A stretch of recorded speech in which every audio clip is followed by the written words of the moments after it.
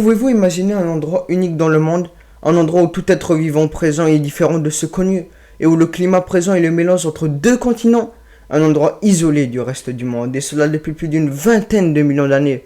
Et ouais, cela existe réellement, et on l'appelle la ligne de Wallace. Et aujourd'hui, nous nous plongerons dans ces mystères. Bienvenue sur Instinct Scientifique. La ligne Wallace est une frontière biogéographique entre les deux grandes écozones que sont l'Indomalais et l'Australasien.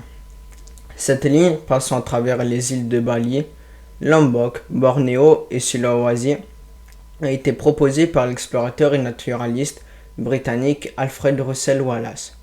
Celui-ci voguait à travers l'archipel malais, quand il s'aperçut que, passé un certain point, les espèces qu'il rencontrait n'ont presque plus rien à voir. Les kangourous, koalas et autres marsupiaux, par exemple, ne s'observaient qu'au-delà de ce niveau. En 1863, il matérialise ce constat sur la carte par une ligne qui plus tard portera son nom.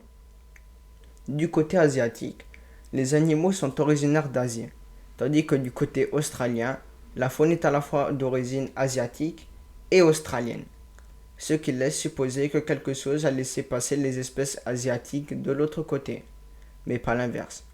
Ce qui est d'autant plus bizarre, c'est qu'au milieu de cette ligne, il y a une zone de transition que l'on appelle Wallacea, qui fut pour la première fois utilisée par Roy Dickerson en 1928 et qui a développé une biodiversité unique, presque exclusivement comportée d'espèces endémiques. En gros, d'êtres vivants, animaux ou végétales qui n'existent nulle part ailleurs, de quoi en rajouter au mystère. Mais selon nos données actuelles, cette anomalie biogéographique serait due à plusieurs causes, comme le mouvement des plaques tectoniques. En effet, la ligne de Wallace suit approximativement une zone de transition géologique où deux plaques tectoniques, la plaque eurasienne et la plaque australienne, se rencontrent. Cette région a connu une histoire complexe de déplacement terrestre, avec des parties de la croûte terrestre qui ont immergé ou émergé à différentes périodes.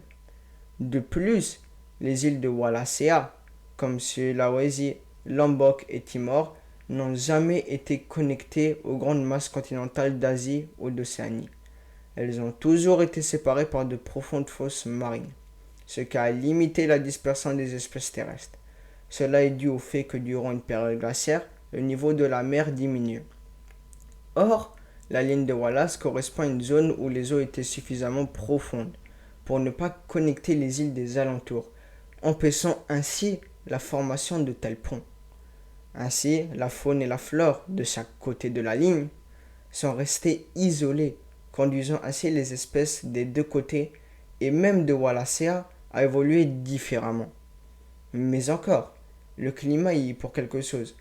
En effet, les écosystèmes des îles à l'ouest de la ligne de Wallace sont plus influencés par le climat asiatique, souvent plus humide et tropical, tandis qu'à l'est, on trouve des conditions plus proches de celles de l'Australie, avec des savanes et des forêts sèches, créant ainsi un climat qui diffère de Wallacea, ce qui fait que peu d'espèces arrivent à traverser cette frontière géographique et écologique.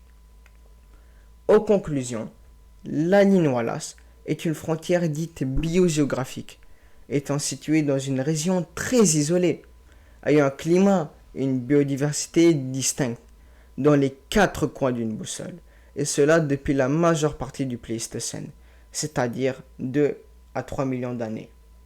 Merci à tous ceux ayant regardé la vidéo jusqu'au bout, j'espère qu'elle vous a plu, n'hésitez pas non plus à vous abonner et à liker la vidéo. Sur ce, je vous dis au revoir pour une toute nouvelle vidéo. Ciao.